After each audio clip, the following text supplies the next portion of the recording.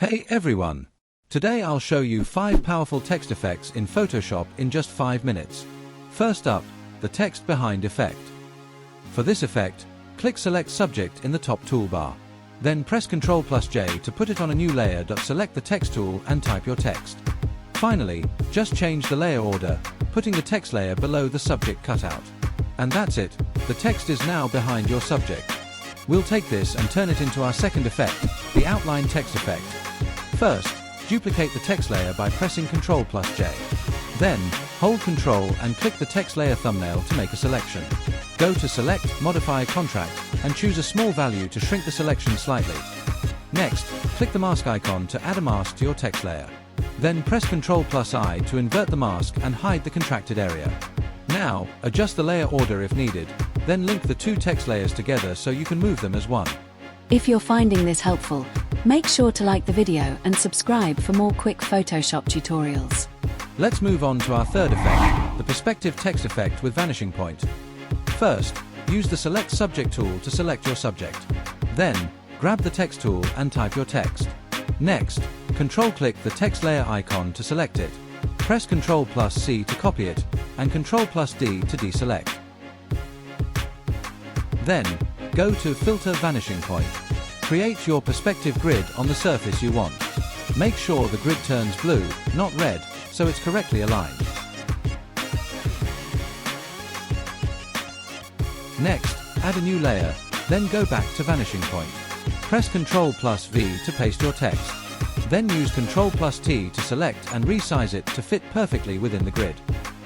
After that, check your layer order to make sure everything's in place. To set the blending mode to overlay for a realistic look on the surface, and go to blending options if you want to add shadows or other effects to enhance it further. Finally, hold Alt and drag the small slider icons in blending options to split them. This lets you blend the text more naturally into the surface for a realistic effect. And that's it, this effect is done and it looks awesome. Now let's jump into our next powerful effect, the clipping mask text effect. This one's going to make your designs really stand out. First, grab the text tool and type your word. Resize it to fit your base canvas. Then, go to File, Place Embedded to add your image, and resize it to cover the text. Next, select your subject using Select Subject, and press Ctrl+J to duplicate it to a new layer. Now, go to your image layer, right-click it, and choose Create Clipping Mask.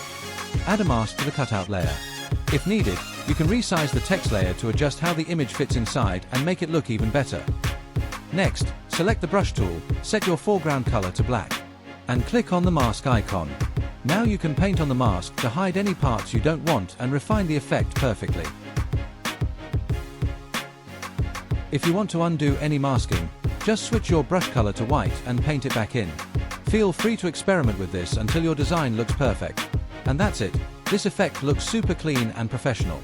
Now let's move on to our final effect, the text shadow effect, to make your designs pop even more. First, grab the text tool and type your text. Choose a bold font so the shadow effect really stands out. Next, duplicate your text layer, then right-click it and choose Convert to Smart Object. Press Ctrl+T, right-click inside the box, and select Flip Vertical to create the shadow base. Then, right-click again and choose Perspective. Drag the top corners inward to create a realistic shadow perspective under your text.